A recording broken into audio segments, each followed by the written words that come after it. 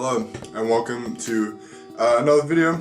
It's been another week, and as you can see, I'm drinking some tea, green tea to be precise, because I'm British, no other reason. But for the most part, it's been a really good week. Got through some good training and hit a little bit of a PR. I guess you could say a couple PRs, so that's always a positive too. But as a result, obviously also accumulated a little bit more fatigue than we would have liked. On Monday, I hit 671 for a double, which I wasn't actually going for. I was just aiming for 650, but with the kilo conversion, I basically forgot that the inside plate was a 25 kilo 55 pound plate, and I didn't realize, and I didn't count that in my mind for some reason. So I thought it was 295 kilos, but it was actually 305.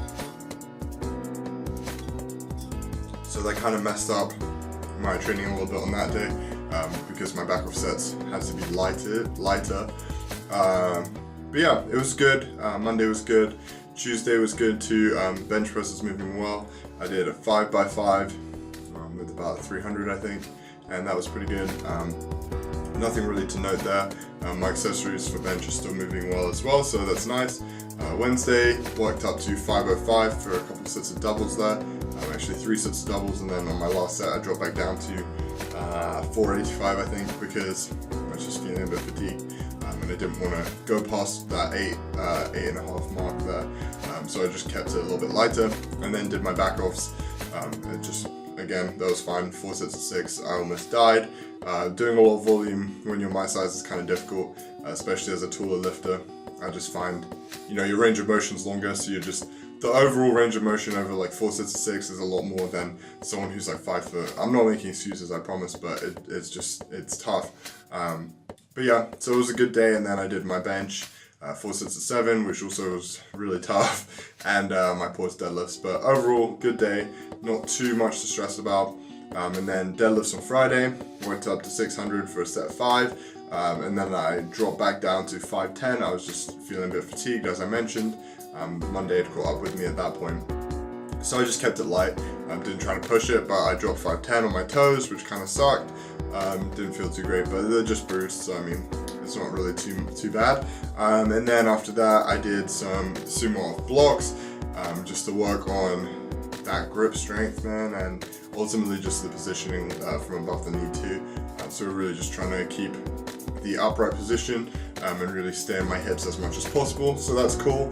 And then I did, today is Saturday, and I did squats up to 455, I want to say, for 2 sets of 5. It's crazy that I don't remember that because it was literally just a few hours ago. But I have a terrible short-term memory. And then I did 3 more backup sets of 5 with 407. Slight issue with that, which is one of the things I wanted to talk about. I've had a slight problem with a cut on my back. Essentially, since I came back to the UK, the bars in my gym are a little bit thicker, and then because of the thickness and the knurling, it was aggravating a part of my back that I guess the skin is a little bit softer. Basically tore open my back again, which has been something that I've always had issues with, especially in the UK, just because of the colder weather. My skin is very sensitive, and I have to put lotion on like 5 times a day. And especially like us darker dudes, gotta put lotion on all the time, otherwise you're ashy, and if your skin gets dry, it's all bad, which is one of the issues I've been having with my grip. But especially on my back, it tore open. Hasn't really been healing. It's been a couple weeks now. Even after I switched to my bar, it's still been an issue. And so yeah, that sucks, but the main issue is that I can't keep the bar as high as I would like to on my back off set, so I was actually able to put it a little bit further up on my traps, and I really focused on creating as much back tightness as I could to keep that bar stability there. I find that if my walkout is really smooth, and I feel that unracking the bar is very easy, then I know it's going to be a good set. If it feels heavy when I unrack it, I know my setup isn't quite right. And so, that's one of the things I'll touch on further in this video, is that you really need to be focusing on increasing your technical efficiency as much as possible. And then the last thing I did this week was bench press. I did my 4x2 up to 340. They all moved well. I hit the rack a couple times. I was setting up a little bit too high. I put the bench a little bit too far back in the rack by mistake. just because I don't always use that rack to bench. That's my favorite rack to squat in, but not my favorite to bench in, just because the other rack that I usually use has a little thing on the floor. I don't really know how to explain it. I guess it's like a ratchet thing, and the bench has this little wheel on it, and it goes in there, and then it's like secure and it doesn't move, which is really, really cool. More companies should make that. It's a really good invention. But only one of the racks has it, which is fucking annoying. And someone was using it, so I decided to use that other rack, even though I was benching today as well.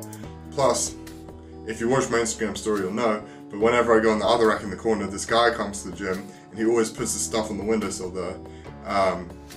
Yeah, I haven't said shit to him though, but I should, as my girlfriend told me. She's always right. The women in your life are always right. Just accept that. But yeah, I haven't done anything about that yet, so I will probably get around to having a conversation with him at some point next week, just because it's a slight inconvenience, but it is really frustrating. If you can train in any type of commercial gym, you'll know how difficult it is to just find a good corner to go and get your stuff done, man. I mean, yeah, but whatever. So that's one of the things I wanted to touch on as well, is is gym etiquette. But let me talk about the rest of my bench first. So I did that 4x2, that was all good, and yeah, slightly set up too far in the rack, which is a bit of an issue. But after that, I then did my 4x6 with 295, which I was really happy about.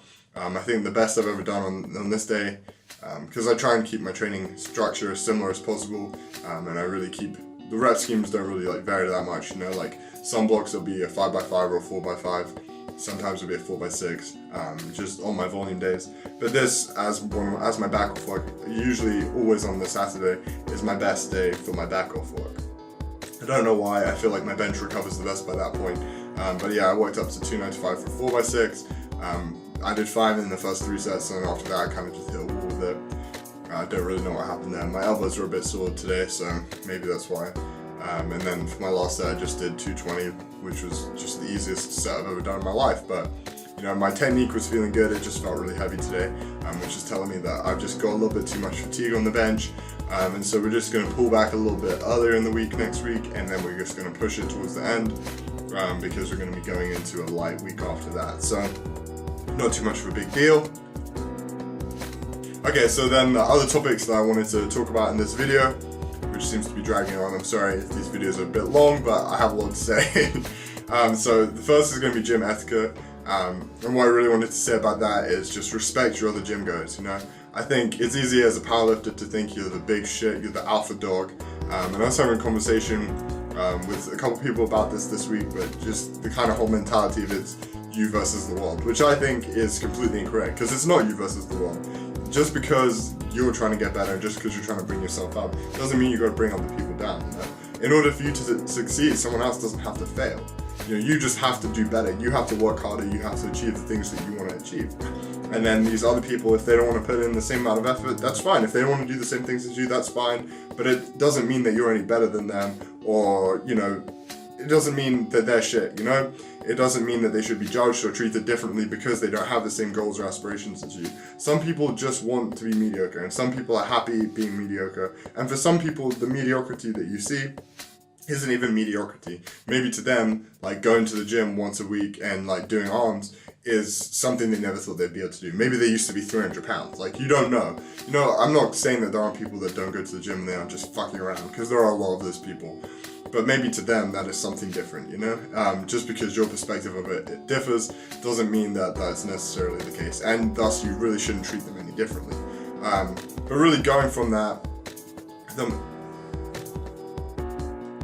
are we recording still? Okay. But really going from that, what I wanted to say was you need to be respecting other people in your gym. You know, if someone always uses the same rack and you notice that they come down and they walk towards the rack, and then you suddenly like make a run over there to take the rack from them, like it's kind of a dick move when there's 2 other racks open.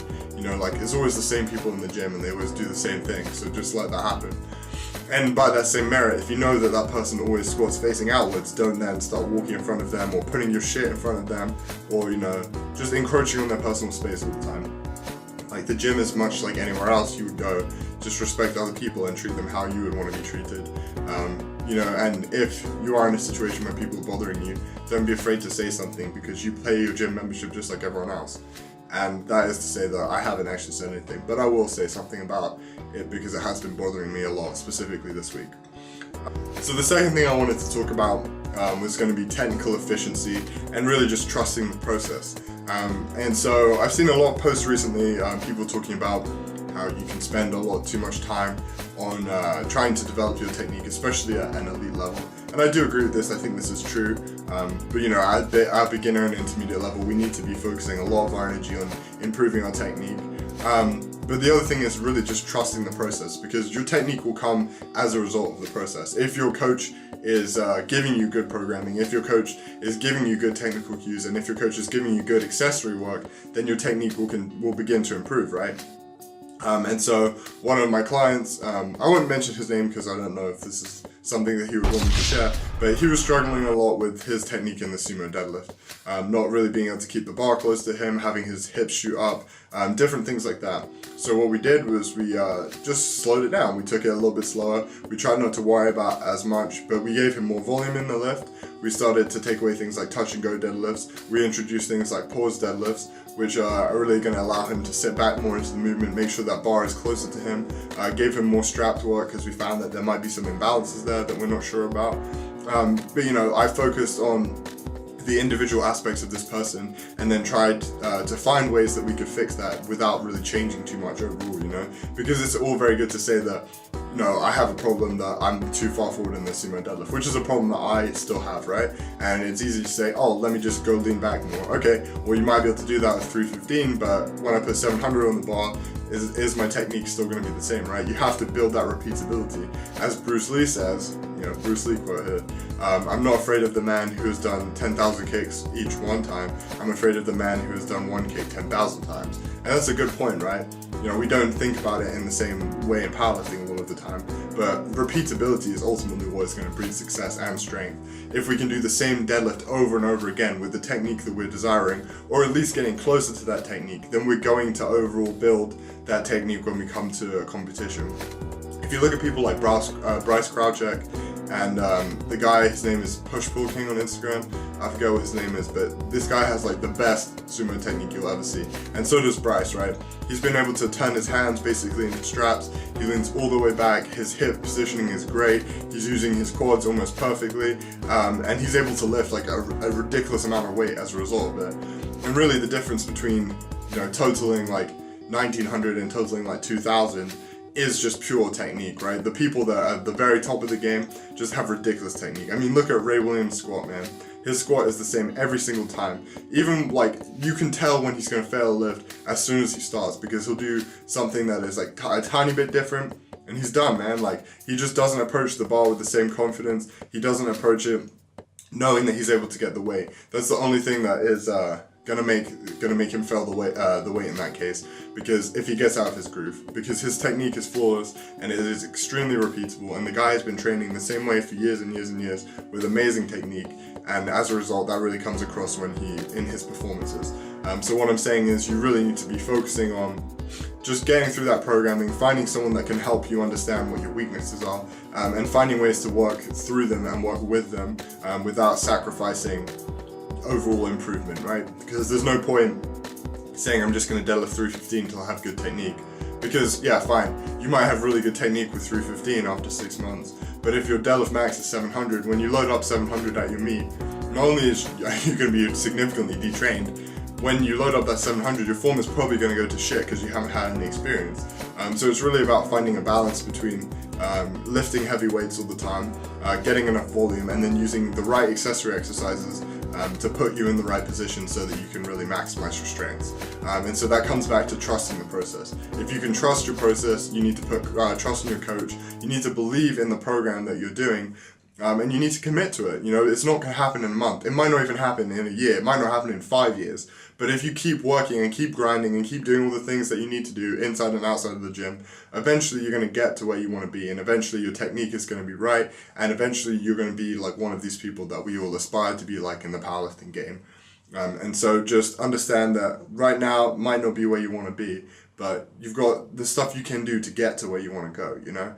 And yeah, that's really just it. I don't really have anything else to say. This video has been dragging on a lot, so I'm sorry for that. But this is week 3, still going strong with the videos, and so we'll be back next week to conclude the first month of this training. I'll see you guys next week. Best of luck with the training, and remember that life is a 1 rep max.